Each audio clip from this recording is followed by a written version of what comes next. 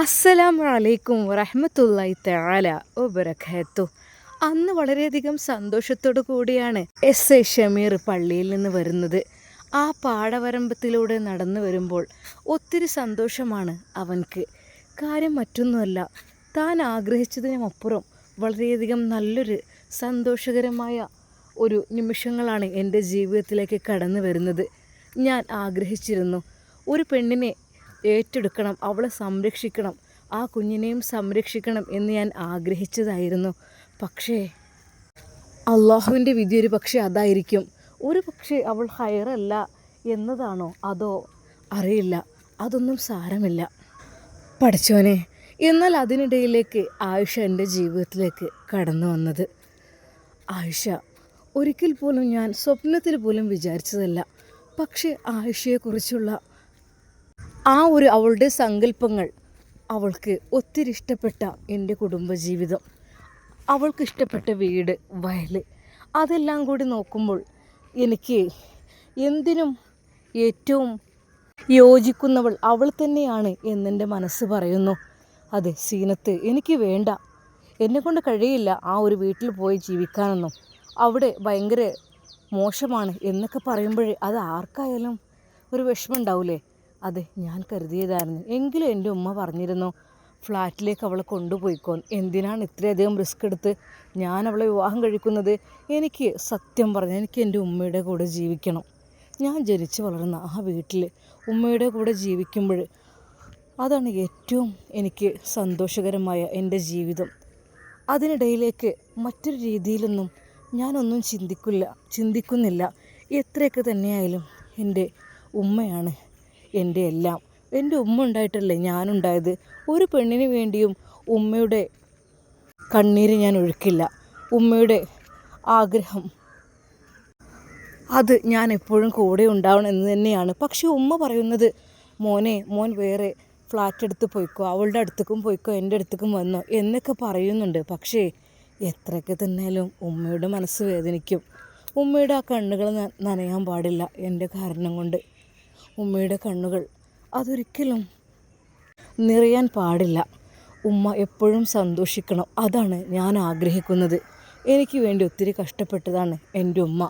ചെറുപ്പത്തിലെ ബാപ്പ മരിച്ചത് മുതൽ എന്നെ കഷ്ടപ്പെട്ട് നോക്കി വളർത്തിയതാണ് എൻ്റെ ഉമ്മ. അതുകൊണ്ട് തന്നെ ഒരിക്കൽ പോലും ഉമ്മയുടെ കണ്ണുകൾ നനയാൻ ഞാൻ സമ്മതിക്കില്ല. അതായിരുന്നു നമ്മുടെ ഷമീറിൻ്റെ മനസ്സിലെ ചിന്തകൾ. എന്നാൽ ഇന്ന് പഠിച്ചോനെ അൽഹംദുലില്ലാ, അള്ളാഹു എനിക്ക് ഏറ്റവും നല്ലൊരു സന്തോഷകരമായ അവസ്ഥ എനിക്ക് പഠിച്ചോനിപ്പോൾ തന്നിരിക്കുന്നു. എൻ്റെ മനസ്സും എൻ്റെ ശരീരവും ആകപ്പാട് നല്ല സന്തോഷത്തിലാണ്, നല്ല ഹാപ്പി ആയിട്ടാണ് ഞാൻ ജീവിക്കുന്നത്. എന്താണെന്നറിയില്ല, വല്ലാത്തൊരു സന്തോഷം. സുബഹി നമസ്കാരം കഴിഞ്ഞ് അല്പസമയം പള്ളിയിൽ ഇരുന്ന് ഖുർആൻ പാരായണം ചെയ്ത് വീട്ടിലേക്ക് ഇറങ്ങി വരുമ്പോൾ മനസ്സിൻ്റെ ഉള്ളിൽ വല്ലാത്തൊരു സന്തോഷം. വീട്ടിൽ നിന്ന് കാണുന്ന ആ പള്ളിയുടെ മിനാരം കാണുമ്പോൾ തന്നെ വല്ലാത്ത സന്തോഷമാണ്. എൻ്റെ കൊച്ചുകുടിലിൽ നിന്ന് അതിങ്ങനെ നോക്കി കാണുമ്പോൾ വല്ലാത്തൊരു സമാധാനമാണ്. പടച്ച റബ്ബേ, എനിക്കെന്നും ഈ സമാധാനം നീ നിലനിർത്തി തരണേ അല്ലാ. എന്നാൽ ഈ സമയം അതാ DGP സാറ് നമ്മുടെ ആസിഫിന് വേണ്ടി വിളിക്കുന്നു. രാവിലെ തന്നെ ആസിഫിൻ്റെ ഫോൺ ബെല്ലടിക്കുന്നു. ആഹാ, DGP സാറാണല്ലോ. എന്നാൽ ആസിഫ് ഒത്തിരി സന്തോഷത്തോടു കൂടി ഫോൺ എടുത്തു. ഹലോ, അസ്സലാമു അലൈക്കും. വലൈക്കും അസ്സലാം. എന്തൊക്കെയുണ്ട് ആസിഫ് വിശേഷങ്ങൾ? അൽഹംദുലില്ലാ, സുഖാണ്. ആ അതല്ല, ഞാനൊരു ബ്രോക്കർ രീതിയിലാണ് കേട്ടോ നിന്നെ വിളിച്ചത്, മറ്റൊന്നുമല്ല. അല്ല, നമ്മുടെ കല്യാണക്കാരൊക്കെ എവിടെ എത്തി? എന്നാൽ അത് കേട്ട് ആസിഫ് ഒത്തിരി സന്തോഷിച്ചു. എൻ്റെ പൊന്നു സാറേ, നിങ്ങളെന്തെങ്കിലും പറയാതെ ഞാനെങ്ങനെ അതിന് മുൻകൈ എടുക്കും? എനിക്കെല്ലാം പെട്ടെന്ന് ആകണമെന്നായിരുന്നു. പക്ഷേ സാറൊന്നും പറയാതെ എനിക്കൊന്നും അങ്ങ് പറയാൻ വയ്യല്ലോ. ഓ അങ്ങനെ, ഞാൻ കരുതി ഇനിയിപ്പോൾ ഷമീറിന് വല്ല ബുദ്ധിമുട്ടെന്തെങ്കിലും ആയിട്ട് ഞാൻ അതിനു വേണ്ടി കാത്തിരിക്കുകയാണ്, നിങ്ങളൊന്ന് വിളിക്കട്ടെ എന്ന് കരുതിയിട്ട്. ദിവസം ഇത്രയായില്ലേ? എന്നാൽ DGP സാർ അവനോട് പറയുന്നു, അതെ ഞാൻ ഒരു കാര്യം പറയട്ടെ ആസിഫ്. ആ പറയൂ സർ. ഇവിടെ സാറെന്നുള്ള വിളിയൊന്നും വേണ്ട കേട്ടോ. നമ്മളൊക്കെ ഒന്നല്ലേ? ശരിയാണ് സർ, ഇപ്പോൾ നമ്മളൊക്കെ ഒന്നായി. ആദ്യമൊക്കെ എനിക്ക് ഭയങ്കര ബഹുമാനമായിരുന്നു നിങ്ങളെ. DGP സാർ എന്ന് പറഞ്ഞാൽ ഞങ്ങൾക്ക് സത്യം പറഞ്ഞാൽ എൻ്റെ പൊന്നു ആസിഫ്, നമ്മളൊരുപാട് സ്ഥാനങ്ങളിൽ ബഹുമാനം കാണിച്ചിട്ട് കാര്യമില്ലല്ലോ. നമ്മളുടെ സ്ഥാനങ്ങളൊക്കെ മനസ്സിലല്ലേടാ. ശരിക്കും അതാ DGP സാറിൻ്റെ വാക്കുകൾ കേട്ട ആസിഫിൻ്റെ മനസ്സിൽ വല്ലാത്ത സന്തോഷം. അല്ല ആസിഫ്, എന്താ പ്ലാനിങ്? നമുക്ക് പെട്ടെന്ന് ചെയ്യണ്ടേ? സത്യം പറഞ്ഞാൽ ഷമീർ എന്നൊരാളെ എനിക്ക് മരുമകനായി കിട്ടുകയെന്നാലേ എൻ്റെ ഭാഗ്യമാണടാ. നല്ല ഉഷിരും തൻ്റെ ഇടവും നല്ല ഗ്ലാമറും ഈമാനും എല്ലാം ഒത്തിണങ്ങിയ നല്ലൊരു യുവാവ്. പക്ഷേ എനിക്ക് ഞങ്ങളെ അവന് ഉൾക്കൊള്ളാൻ കഴിയുമെന്നുള്ളതാണ്. എൻ്റെ പൊന്നു സാറ്, നിങ്ങൾ എന്തൊക്കെയാണ് പറയുന്നത്? അത് ഷമീർ ആകെ ടെൻഷനായി നിൽക്കുകയാണ്. എന്തിന്? ഒന്നുമല്ല, അവൻ്റെ ആ പാടവരമ്പത്തുള്ള ആ വീടും ആ കൊച്ചുകുടിലും ആ ഉമ്മയും അതൊക്കെ ഉപേക്ഷിച്ച് അവന് പോകാൻ വിഷമാണ്. അല്ലടാ, എന്ത് നീ അങ്ങനെ പറയുന്നത്? അല്ല, ഇനിയിപ്പോൾ DGP സാറിൻ്റെ മകളെയൊക്കെ ആകുമ്പോൾ നിങ്ങൾ വലിയ ഉന്നതരായ വീടുകളിലേക്കൊക്കെ അല്ലേ വിവാഹം കഴിച്ചു കൊടുക്കുള്ളൂ. ഇത് അവൻ ആ കൊച്ചുകുടിലും ആ പള്ളിയും ആ ഒരു വയലും പരിസരവുമാണ് അവൻ്റെ സന്തോഷകരമായ നിമിഷങ്ങൾ, അവൻ്റെ ചുറ്റുപാട്, പിന്നെയാണ് അവൻ്റെ സ്റ്റേഷൻ. അതിനെന്താ, എൻ്റെ മകൾക്കും അതുപോലെ തന്നെയാണല്ലോ ഇഷ്ടം. അവൾ അവളുടെ ഇഷ്ടമാണല്ലോ കണ്ടുപിടിച്ചത്. അതിന് ഒത്തിരി സന്തോഷമേ ഉള്ളൂ. ഞാനും എപ്പോഴും ആഗ്രഹിച്ചത് എൻ്റെ പൊന്നും മോളെ നല്ല രീതിയിൽ നോക്കുന്ന സ്വാലിഹ ഒരു ഭർത്താവിനെയാണ് ഞാൻ ആഗ്രഹിച്ചത്. ഏതായാലും ഞാൻ ആഗ്രഹിച്ചതുപോലെ തന്നെ അത് ലഭിക്കുകയും ചെയ്തല്ലോ. ഒത്തിരി സന്തോഷമേ ഉള്ളൂ ആ കാര്യത്തിൽ. സത്യമായിട്ടും ഞാനൊരു കാര്യം പറയട്ടെ, പിന്നെ എനിക്ക് വളരെയധികം ഇഷ്ടമാണ് ഷമീറിനെ. അതുകൊണ്ട് ഇനിയും അധികം വൈകിപ്പിക്കാതെ എൻ്റെ വീട്ടിലെ മരുമകനായിട്ട് അവനെ സ്വീകരിക്കുവാനുള്ള എൻ്റെ മനസ്സ് വല്ലാതെ വെമ്പിക്കൊണ്ടിരിക്കുകയാണ്. പ്ലീസ് നീ ഷമീറിനോട് കാര്യങ്ങളൊക്കെ ഒന്ന് പറഞ്ഞേക്ക് കേട്ടോ, ഇൻഷാ അല്ലാ. ഓക്കെ ശരി സാർ. എന്നാൽ അപ്പോൾ തന്നെ ഷമീറിൻ്റെ ഫോണിലേക്ക് നമ്മുടെ ആഷിഫ് വിളിക്കുന്നു. ഇന്നേതായാലും രാവിലെ തന്നെ നല്ലൊരു സന്തോഷമുള്ള വാർത്തയൊക്കെയാണ് കേട്ടത്. അപ്പോൾ തന്നെ അതാ നേരെ വിളിക്കുന്നു നമ്മുടെ ഷമീറിനെ. ഹലോ, അസ്സലാമു അലൈക്കും. ഷമീർ ആസിഫിൻ്റെ ഫോൺ കണ്ടപ്പോൾ ഒത്തിരി സന്തോഷിച്ചുകൊണ്ട് വഅലൈക്കും അസ്സലാം വറഹ്മത്തുള്ളാ. അല്ല, ഇന്ന് നല്ല ഹാപ്പിയിലാണല്ലോ. എന്തെന്നറിയില്ല, പടച്ചോന് നമുക്ക് ചില സമയത്ത് നല്ലൊരു സുഖവും സന്തോഷവും സമാധാനവും തരുമല്ലോ. അങ്ങനെ അങ്ങ് വിചാരിച്ചാൽ മതി. എന്താ? എന്തായാലും ഞാനൊരു സർപ്രൈസ് കാര്യം പറയുവാൻ വേണ്ടിയിട്ടാട്ടോ വിളിച്ചത്. സർപ്രൈസോ? എന്താ രാവിലെ തന്നെ നല്ല സർപ്രൈസാണോ എൻ്റെ പൊന്നു സാറേ? എടാ സാറേ എന്നുള്ള വിളി വേണ്ട, നമ്മൾ എടാ പോട ബന്ധം മതി കേട്ടോ. എന്നാൽ ഈ സമയം അതാ നമ്മുടെ ഷമീർ ഒരു നിമിഷം കാതോർത്തു. എന്തായിരിക്കും? പറയടാ ആസിഫേ, ഇനി എന്നെ ടെൻഷനാക്കല്ലേ, പറ. അതെ, DGP സാറ് വിളിച്ചിരുന്നു. ആണോ? DGP സാറോ? അതെ, DGP സാറ് വിളിച്ചു. എന്നിട്ട് എന്താ പറഞ്ഞത്? ഒരു നിമിഷം ഷമീർ ഒന്ന് ഞെട്ടി. റബ്ബേ, എൻ്റെ വീടും എൻ്റെ ജീവിത ചുറ്റുപാടുകളും അതൊന്നും പറ്റാതെ എന്നെ ഒഴിവാക്കിയോ എന്നുള്ള രീതിയിൽ ഒരു നിമിഷം അവനൊന്ന് പകച്ചു. എന്താടാ നീ ടെൻഷനല്ലടാ, നീ എന്തിനാ അപ്പോഴേക്കും ടെൻഷൻ? അല്ലേ, ചിലപ്പോൾ നമ്മളെ പറ്റാത്തതായിട്ട് വരും. ഒരു ആവേശത്തിന് ഇഷ്ടമാണെന്ന് പറയും, പിന്നെ വീടും പരിസരവും ഇഷ്ടമല്ലെന്നൊക്കെ പറഞ്ഞു കഴിഞ്ഞാൽ എടാ അങ്ങനെ പറയലടാ. അതെ, DGP സാർ വിളിച്ചത് എന്തിനാണ് ഇങ്ങനെ നീട്ടിയിടുന്നതെന്നാ? എന്തിനു വേണ്ടിയിട്ട് അങ്ങനെ നീട്ടിയിടുന്നത്? പെട്ടെന്ന് കാര്യങ്ങളിലേക്ക് കടന്നൂടെ എന്നാണ് സാറ് ചോദിച്ചത്. എന്താ? എന്നാൽ അത് കേട്ടപ്പോൾ അതാ ശരിക്കും ഷമീറിൻ്റെ കണ്ണുകൾ നിറഞ്ഞു. അവൻ മനസ്സിൽ അൽഹംദുലില്ലാ എന്ന് പറഞ്ഞു. എന്താടാ നീ ഒന്നും മിണ്ടാത്തത്? എന്താ പെട്ടെന്നെന്താ വേണ്ടേ? ആസിഫ്, എനിക്ക് സന്തോഷം കൊണ്ട് എന്തു പറയണമെന്നറിയുന്നില്ല. ഞാനാകെ അല്ലടാ പറ, എന്താ? പെട്ടെന്ന് ചെയ്യല്ലേ. എൻ്റെ ആസിഫ് സാറേ, എന്താണ് അവരുടെ ഇഷ്ടം അതാണ് എൻ്റെ ഇഷ്ടം, അതിലൊരു മാറ്റമില്ല. ആയിക്കോട്ടെ ഇൻഷാ അല്ലാ. എന്നാൽ വൈകാതെ തന്നെ നമുക്ക് കാര്യങ്ങളിലേക്ക് കടക്കാട്ടോ. ഒരുപാട് നീട്ടിയിടണ്ട. പെട്ടെന്ന് മനസ്സിലിഷ്ടം തോന്നിക്കഴിഞ്ഞാൽ പിന്നെ അത് പെട്ടെന്ന് അങ്ങനെ നടത്തുക എന്നുള്ളതാണ്. എന്നാൽ ഈ സമയം DGP സർ ആയിഷയുടെ വീട്ടിൽ. മോളെ ആയിഷ. ബാപ്പ. മോളെ, നമുക്ക് പെട്ടെന്ന് വിവാഹത്തിൻ്റെ കാര്യങ്ങളിലേക്ക് കടക്കാട്ടോ. ഇനിയധികം. ബാപ്പ. എന്താ മോളെ, മോൾക്ക് സമ്മതമല്ലേ? എന്നാൽ അവൾ പുഞ്ചിരിച്ചുകൊണ്ട് പറഞ്ഞു, ബാപ്പ സത്യമായിട്ടും എൻ്റെ ബാപ്പയുടെ ഇഷ്ടം എന്താണ് അതാണ് എൻ്റെയും ഇഷ്ടം. അദ്ദേഹം തൻ്റെ പൊന്നുമകൾ ആയിഷയെ നെഞ്ചോട് ചേർത്തു. മോളെ, ഈ ബാപ്പാൻ്റെ കുട്ടി തന്നെയാണ്. ബാപ്പ സന്തോഷം. എന്നാലും ഇങ്ങനൊരു മകളെ എനിക്ക് കിട്ടിയതിലും അദ്ദേഹം ഒരുപാട് സന്തോഷിച്ചു. പടച്ച റബ്ബിനെ സ്തുതിച്ചു. മോളെ, ബാപ്പാൻ്റെ കുട്ടിനെ ഇനിയും ഇവിടെ വെച്ചുകൊണ്ട് നിൽക്കുന്നത് ശരിയല്ലല്ലോ. എന്ത് പാപ്പ? അല്ല, ഒരാളുടെ കയ്യിലങ്ങ് ഏൽപ്പിച്ചു കഴിഞ്ഞാൽ ബാപ്പാക്ക് മനസ്സമാധാനമായല്ലോ മോളെ. ബാപ്പ, അവളുടെ കണ്ണുകൾ നിറയുന്നത് ബാപ്പ ശ്രദ്ധിച്ചു. അതെ, അദ്ദേഹം അവളെ നെഞ്ചോട് ചേർത്തു. പൊന്നുമോളെ, ബാപ്പാൻ്റെ കുട്ടി ഓക്കെ അല്ലേ? എന്നാൽ അവൾ മനോഹരമായൊരു പുഞ്ചിരി ഉപ്പാക്ക് സമ്മാനിച്ചു. ഷമീർ, എൻ്റെ കുട്ടി സമ്മതിച്ചില്ലേ ഉപ്പ? ശരിക്കും അവൾക്ക് വല്ലാത്ത സന്തോഷമായിരുന്നു. എന്നാൽ അധികം വൈകാതെ അടുത്ത ആഴ്ചയായിട്ട് നമുക്ക് നിക്കാഹാക്കിയാലോ ബാപ്പ? ഇൻഷാ അല്ലാ. സന്തോഷത്തോടെ അതാ ആ പിതാവ് തൻ്റെ പൊന്നുമകളെ കെട്ടിപ്പിടിച്ച് ചുംബിച്ചു. എന്നാൽ ഉമ്മയും പറഞ്ഞു, മോള് എല്ലാം സമ്മതിച്ചില്ല, ഓക്കെ അല്ലേ? പിന്നെ ഇത് പറയാൻ പറ്റൂല കേട്ടോ. കാരണം അവരെന്ന് വെച്ചാൽ നമ്മളെപ്പോലെ അത്ര വലിയ ഇതെന്നല്ല. അതായത് അവരുടെ വീടും പരിസരവും ആ ഒരു പാടവരമ്പും ഒക്കെ മോൾ അതിനോട് ഇണങ്ങി ചേരാൻ തയ്യാറാണെങ്കിൽ മോൾക്ക് പോകാം, ഒക്കെ മോളുടെ ഇഷ്ടമാണ്. പിന്നെ ഒന്നും പറയാനും പോലും. എൻ്റെ പൊന്നുമ്മ, ഞാൻ ആഗ്രഹിച്ചത്, എൻ്റെ സ്വപ്നങ്ങളാണ് ഷമീറിൻ്റെ ജീവിതം, അവരുടെ വീടും പരിസരവും ഒക്കെ ഞാൻ ഒത്തിരി ആഗ്രഹിച്ചതാണ്. അതൊക്കെ എൻ്റെ പൊന്നുമ്മ എനിക്ക് സമ്മതമാണ് 100 വട്ടം. മാഷാ അല്ലാ. എന്നാൽ അതാ ഒരാഴ്ചക്കകം നിക്കാഹ് നടത്തണം എന്നതായിരുന്നു നമ്മുടെ DGP സാറിൻ്റെ ആഗ്രഹം. ആ വിവരം ആസിഫിനോട് പറയുകയാണ്. അതെ, ഒരാഴ്ചയുടെ അപ്പുറത്തേക്ക് പോകണ്ട, നല്ലൊരു ഡേറ്റ് നമുക്ക് ഫിക്സ് ചെയ്യാം, നല്ലൊരു ഹയറായ ദിവസം ഫിക്സ് ചെയ്തിട്ട് നമ്മുടെ പൊന്നുമോളുടെ നിക്കാഹ് ഷമീറിൻ്റെയും നടത്തി കൊടുക്കാം. അതാണ് ഞാൻ ആഗ്രഹിക്കുന്നത്. എന്നാൽ അത് കേട്ടപ്പോൾ അതാ നമ്മുടെ ആയിഷ, അവൾ ഒരു പൂമ്പാറ്റിയെ പോലെ പാറി പറക്കുകയാണ്. അവളുടെ മനസ്സിൽ നിറയെ അത് ഷമീറിൻ്റെ വീടും പരിസരവും ആ പള്ളിയും ആ ഒരു മനോഹരമായ പാടവും എല്ലാമായിരുന്നു. എന്തെന്നറിയില്ല, വല്ലാത്തൊരു സന്തോഷം. നിക്കാഹിൻ്റെ കാര്യത്തെക്കുറിച്ച് എല്ലാം ഫിക്സായപ്പോൾ ഒരാഴ്ച എന്ന് പറഞ്ഞാൽ ഇനി 7 ദിവസം, ആലോചിച്ചൂടാ. എന്നാൽ അതാ ആസിഫ് വീണ്ടും ഷമീറിൻ്റെ വീട്ടിലേക്ക് നേരിട്ട് പോവുകയാണ് ചെയ്തത്. ഉമ്മ അതാ അവിടെ അവരുടെ കോലായിൽ ഇരുന്ന് എന്തോ തുന്നുകയായിരുന്നു.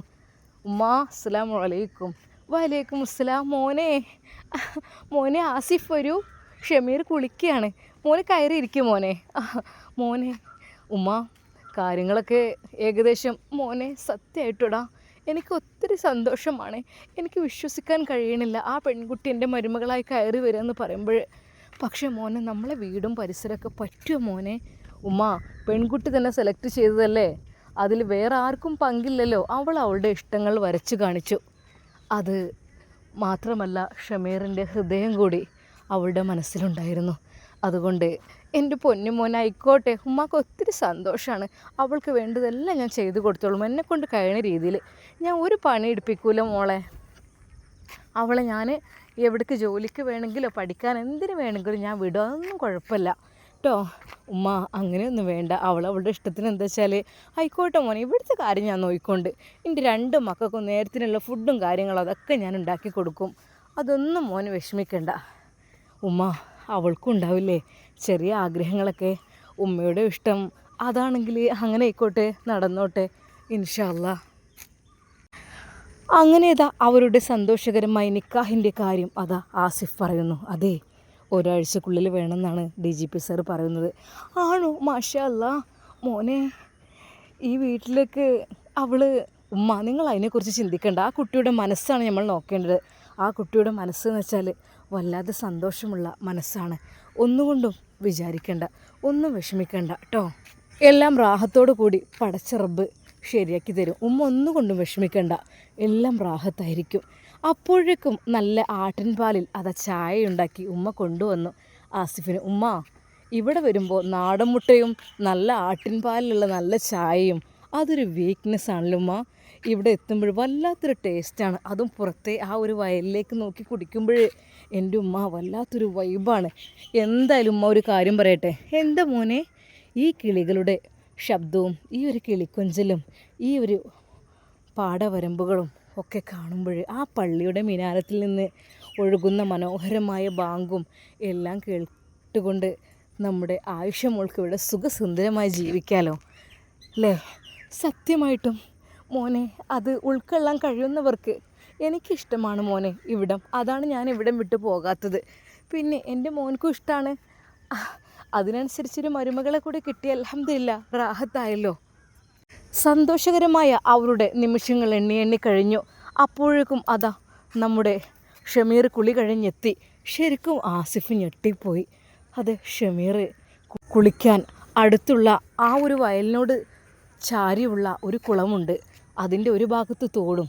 ആ ഒരു കുളത്തിൽ നിന്ന് മുങ്ങി അവൻ കുളിച്ച് നല്ല രീതിയിൽ തോർത്തി, വെറും ഒരു തോർത്ത് ധരിച്ചുകൊണ്ട് വരുന്നു. ആ പാടവരമ്പത്തിലൂടെ അവൻ നടന്നു വരുന്ന ആ ഒരു രംഗം ആസിഫ് ശരിക്കും കണ്ടു. മാഷാ അല്ലാ, എത്ര ഭംഗിയാണ് ചെക്കന്.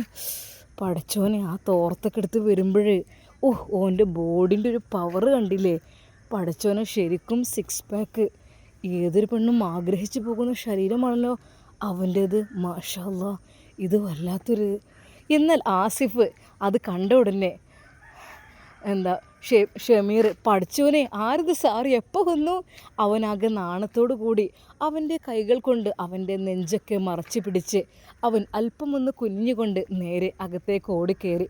എൻ്റെ പൊന്നു ആസിഫ് സാറേ, ഞാനൊരു പ്രായപൂർത്തിയായ മനുഷ്യനല്ലേ, ഞാനിങ്ങനെ വെറും തോർത്തിൽ ഇങ്ങോട്ട് വരാൻ പാടുണ്ടോ? നിങ്ങളിവിടെ ഉണ്ടെന്ന് തന്നെ ഷർട്ട് എടുക്കുമായിരുന്നല്ലോ. എന്താടാ, നിൻ്റെ സൗന്ദര്യം കാണാൻ ഞമ്മക്കുണ്ടാവില്ലേ ഒരാഗ്രഹം? ഏതായാലും അടിപൊളി ബോഡിയാട്ടോ, പോലീസിന് പറ്റിയ ബോഡി. അതല്ല, ഇതൊക്കെ നീ ജിമ്മിൽ പോയി ഉണ്ടാക്കിയെടുത്തതാണോ സാറേ? എന്തിനാണ് ഞാൻ ജിമ്മിൽ പോകേണ്ട ആവശ്യം? എനിക്ക് രാവിലെ തന്നെ ഒത്തിരി പണികളുണ്ടാവും ഇവിടെ. ഈ പാടവരമ്പത്തിലൂടെ നടന്ന് കൃഷിയിടത്തിൽ അത് ഒരുപാട് സമയം എനിക്ക് കൈക്കോട്ടും കത്തിയും എടുത്ത് പണിയുണ്ടാകും. നല്ലവണ്ണം കൊത്തിക്കിളക്കണം, വാഴ നടണം, അത് ഉഴുത് മാറ്റണം, വാഴ വെട്ടണം, അതിനിടയിൽ പാല് കറക്കണം, അതിനിടയിൽ കല്ലുകളും മണ്ണും കൊത്തിയെടുത്ത് ചുമന്ന് കൊണ്ടുവരണം. ഇതൊക്കെ സാറേ ഇതന്നല്ലേ ജിമ്മിൽ ഇതൊക്കെ തന്നെയല്ലേ, ഭാരം പൊന്തിക്കലും എടുക്കലും വെക്കലും തൂങ്ങലും ഇതൊക്കെ തന്നെയല്ലേ. പിന്നെ ഒരുപാടൊക്കെ അവിടെ ഒരു കിണറുണ്ടായത് കൊണ്ട് തന്നെ ഞാൻ വെള്ളമില്ലാത്ത സമയത്ത് വെള്ളം കോരി നനക്കും, മോട്ടറും വെക്കാറില്ല. അതൊക്കെ നമ്മുടെ ശരീരത്തിന് എക്സസൈസ് അല്ലേ, വ്യായാമം അല്ലേ. അങ്ങനെ ആകുമ്പോഴാണ് എൻ്റെ ബോഡിയൊക്കെ ഒന്ന് സെറ്റായി വരിക. അല്ലെങ്കിൽ വയറൊക്കെ ചാടല്ലേ സാറേ? എടാ സത്യം പറ, നീ ജിമ്മിന് പോകാതെ ഇത്രയും നല്ല ബോഡി സെറ്റാക്കി ജോലി ചെയ്തെടുത്തിട്ടുണ്ടെങ്കിൽ നീ ആളൊരു എന്താ ഞാൻ പറയാ, ഒരു ചുള്ളനാണ് കേട്ടോ, പൂക്കിമോൻ. പൂക്കി എന്ന് വിളിക്കട്ടെ നിന്ന് ഞാൻ, എൻ്റെ പൊന്ന് സാർ, അതും കൂടെ പറയല്ലേ. എന്നാൽ ഷമീറിന് വല്ലാത്ത സന്തോഷമായിരുന്നു. കാര്യം മറ്റൊന്നുമല്ല, അതെ നിക്കാഹ് എടുത്തു. എടാ ഷമീർ, ഞാൻ വന്നത് എന്താണെന്നോ, ഒരാഴ്ചക്കകം പെട്ടെന്ന് വേണമെന്ന് പറഞ്ഞിട്ടുണ്ട്. ആണോ പഠിച്ചോനെ? അതെ, അവൻ്റെ മുഖത്തെ ആ മനോഹരമായ പുഞ്ചിരി വിടർന്നു. എന്നാൽ ആസിഫ് നമ്മുടെ ഷമീറിൻ്റെ പുഞ്ചിരി കണ്ട് ഒത്തിരി സന്തോഷിച്ചു. മോനെ, ഇൻഷാ അല്ലാ ഒരാഴ്ചക്കകം ആയിഷ നിൻ്റെ കൈകളിലെത്തും ഇൻഷാ അല്ലാ. ഓള് ഭാഗ്യവതിയാ, നിന്നെ കെട്ടിയേ ഓള് ഭാഗ്യവതി. അതെ, നിന്നെ ഒരാൾക്ക് കിട്ടുക അതിനും വലിയ ഭാഗ്യം എന്താടാ, എല്ലാം ഒത്തിണങ്ങിയ സുന്ദരനായൊരു പുരുഷൻ. എന്നാൽ നമ്മുടെ ഷമീർ പറഞ്ഞു, എൻ്റെ പൊന്ന് സാറ് സുഖിപ്പിക്കല്ലേ, വല്ലാതെ സുഖിക്കുന്നുണ്ട്. സുഖിപ്പിക്കാനൊക്കെ ആളുങ്ങ് എത്തും എന്ന് പറഞ്ഞ് അതാ നമ്മുടെ ഷമീറിൻ്റെ തോളിൽ ആസിഫ് തട്ടിക്കൊണ്ടിരുന്നു. എന്നാൽ ഈ സമയം സ്വപ്നത്തിൻ്റെ മായാലോകത്തിലേക്ക് നമ്മുടെ ഷമീർ അറിയാതെ അങ്ങ് പ്രവേശിച്ചു പോയി. ഇൻഷാ അല്ലാ നമുക്കിതിൻ്റെ ബാക്കി ഭാഗം കാണാം. ആസിഫിൻ്റെയും DGP സാറുടെയും ആ ഒരു സൗഹൃദത്തിൽ ഷമീറിൻ്റെയും ആയിഷയുടെയും ആ ഒരു വിവാഹം മംഗളമായി നടക്കണം. അതിനിടയിൽ നമ്മുടെ നൂറയുടെയും ഷാഹുലിൻ്റെയും സ്ഥിതി എന്തായിത്തീരും, ഷാഹുലിൻ്റെ അവസ്ഥ എന്താണ്, നമുക്ക് അടുത്ത ഭാഗം കാണാം. അതുവരേക്കും എല്ലാവർക്കും അസ്സലാമു അലൈക്കും വറഹ്മത്തുള്ളാഹി തആല വബറകാതുഹു. പ്രിയപ്പെട്ട കൂട്ടുകാരെ, കമൻ്റായിട്ട് രേഖപ്പെടുത്തിട്ടോ. എല്ലാവരും കമൻ്റൊക്കെ ഇടുന്നുണ്ട്. പക്ഷേ കമൻ്റ് ഇടുന്നവർ ഇതൊക്കെ നല്ലോണം അങ്ങനെ അവരുടെ വിഷമാണ് വിട്ടത്. കാരണം ഇത് എന്ത് കഥയാണ്, എങ്ങനെയാണ്, ഫിത്നയും ഫസാദാണ്. ഒരിക്കലും അങ്ങനെയല്ല. അതായത് നമുക്ക് ഈ ചില ബന്ധങ്ങൾ അത് മനോഹരമായി ചിലർ ഇഷ്ടമായിരിക്കും, ശരിയാണ്, അതൊന്നും ഹറാമായ രീതിയിൽ പ്രോത്സാഹിപ്പിക്കാനൊന്നും പാടില്ല. പക്ഷേ അത് അവർക്ക് ഇഷ്ടപ്പെട്ട് കഴിഞ്ഞാൽ വിവാഹം എന്നുള്ള രീതിയിലേക്ക് എത്താം, അതിന് കുഴപ്പമില്ല. ഒരു പെണ്ണിനെ ഇഷ്ടപ്പെട്ട് കഴിഞ്ഞാൽ പ്രേമിച്ച് നടക്കുക എന്നതിലുപരി വിവാഹത്തിൻ്റെ കാര്യങ്ങളിലേക്ക് കടന്ന് അന്വേഷിച്ച് രക്ഷിതാക്കളോട് ചോദിച്ചിട്ട് വിവാഹം കഴിക്കുകയാണെങ്കിൽ അവരുടെ നല്ല ജീവിതമായിരിക്കും. കാരണം അവർ തമ്മിൽ കണ്ട് മനസ്സിലൊരു ഇഷ്ടം വന്നല്ല അപ്പോൾ തന്നെ പറഞ്ഞല്ല, തെറ്റായ രീതിയിൽ നടക്കില്ലല്ലോ. പക്ഷേ നമ്മുടെ ഷാഹുലിനും നൂറക്കും അങ്ങനെ ഒരു ഇഷ്ടം വന്നു, എന്താ ചെയ്യുക? പക്ഷേ ബാപ്പ ഒരിക്കലും സമ്മതിക്കില്ല. ബാപ്പ അല്പം ഒരു സ്ട്രിക്റ്റുള്ള ആളാണ്. പിന്നെ അതുമല്ല, ചില ആളുകളുണ്ടാവും ഈ കല്യാണം മുടക്കികൾ പോലെ നമ്മുടെ മക്കളുടെ അടുത്തേക്ക് എന്തെങ്കിലും ചെറിയൊരു ഫാൾട്ടൊക്കെ ഉണ്ടാകുകയാണെങ്കിൽ തന്നെ വാപ്പാക്ക് വലിയതാക്കി പറഞ്ഞു കൊടുത്തു, അവരങ്ങനെ പോയി ഇങ്ങനെ പോയി, അത് ചെയ്തു ഇത് ചെയ്തു, എന്നിട്ട് ദേഷ്യം പിടിപ്പിച്ച് വിട്ട് മക്കൾ ഒരുപാട് തല്ലുന്ന ബാപ്പമാർ അങ്ങനെയുണ്ട്. അപ്പോൾ ഇതാണ് നമ്മുടെ ഇവരുടെ ജീവിതത്തിൽ ഇപ്പോൾ ഉള്ളത്. കാരണം ബാപ്പാനെ ചൂടാക്കി ആരോ വിടുന്നുണ്ട്, അതിനനുസരിച്ച് മോളെ വന്ന് ഒരുപാട് തല്ലി, ബൈക്കിൽ പോയി, കുട്ടി ഒന്നും അറിഞ്ഞിട്ട് പോലുമില്ല. അങ്ങനത്തെ അവസ്ഥയാണ്. എന്തൊക്കെ തന്നെയല്ലേ എന്തായാലും നോക്കാം. കാരണം നമ്മുടെ സീനത്തിൻ്റെ വീട്ടുകാർ വളരെയധികം വിഷമത്തിലാണ് നിൽക്കുന്നത്. മോളെ കാര്യം തന്നെ അങ്ങനെയായിട്ട്, ഇനി മോനും കൂടി അങ്ങനെ ആയിക്കഴിഞ്ഞാൽ ആ വാപ്പയും ഉമ്മയും ആകെ തകരും. എന്തായാലും നമുക്ക് ഇതിൻ്റെ ബാക്കി എങ്ങനെയാണെന്ന് നോക്കാം. എന്തായാലും നമ്മുടെ ഷമീറിൻ്റെയും നമ്മുടെ ആയിഷയുടെ നിക്കാഹ് നമുക്ക് അടിപൊളിയായിട്ട് മംഗളമാക്കി നടത്തണം ഇൻഷാ അല്ലാ. ഏതായാലും അവരുടെ സ്വപ്നങ്ങളും ആഗ്രഹങ്ങളുമെല്ലാം അവിടെ പൂർത്തിയാക്കട്ടെ. സീനത്ത് കണ്ടറിഞ്ഞ് വിട്ടൊഴിച്ച് പോയതല്ലേ, അവൾക്ക് നല്ലൊരു ചാൻസ് നമ്മുടെ ഷമീർ കൊടുത്തിരുന്നു. എന്താ ചെയ്യുക, അവൾക്കതൊന്നും വേണ്ടാന്ന് പറഞ്ഞ് അവളെ നിരസിക്കുകയായിരുന്നു. എന്നാൽ ആയിഷ അപ്പോഴേക്കും കടന്നു വന്നു ഷമീറിൻ്റെ മനസ്സിലേക്ക്. ഇൻഷാ അല്ലാ നമുക്കിതിൻ്റെ ബാക്കി ഭാഗം നാളെ കാണാം. അതുവരേക്കും എല്ലാവർക്കും അസ്സലാമു അലൈക്കും വറഹ്മത്തുള്ളാഹി തആല വബറകാതുഹു. പ്രിയപ്പെട്ട കൂട്ടുകാരെ, ആ പള്ളി എൻ്റെ വീടിൻ്റെ തൊട്ടടുത്തുള്ള പള്ളിയാണ് കേട്ടോ. അപ്പോൾ ഞാൻ ഉള്ളത് കോട്ടക്കൽ, എൻ്റെ പുതുപ്പറമ്പ് സ്വന്തം വീട്ടിലാണുള്ളത്. അപ്പോൾ ആ പള്ളിയിൽ നല്ല മനോഹരമായ ബാങ്കുകൾ കേൾക്കുമ്പോൾ എന്താ രസം, നല്ല അടിപൊളിയായിരിക്കും. അതിപ്പോൾ ഇവിടുന്ന് ഇങ്ങനെ ഞങ്ങൾക്ക് കാണാൻ കഴിയുന്നുണ്ട് കേട്ടോ. ഞങ്ങൾ തൊട്ടടുത്ത് വീടിൻ്റെ റോട്ടിലേക്ക് നേരെ ഇറങ്ങി നോക്കിയാൽ ഞങ്ങൾക്ക് നേരെ കാണാൻ കഴിയുന്നത് ആ ഒരു പള്ളിയാണ്. നല്ല ഭംഗിയുള്ള ഗ്രാൻഡ് ജുമാ മസ്ജിദാണ് പുതുപ്പറമ്പിൽ. ഒരാൾ ചോദിച്ചിരുന്നു, അതാണ് ഞാൻ കമൻറ്റ് ഇങ്ങനെ ഇട്ടത്. അപ്പോൾ ഇൻഷാ അല്ലാ എല്ലാവർക്കും അസ്സലാമു അലൈക്കും വറഹ്മത്തുള്ളാഹി തആല വബറകാതുഹു.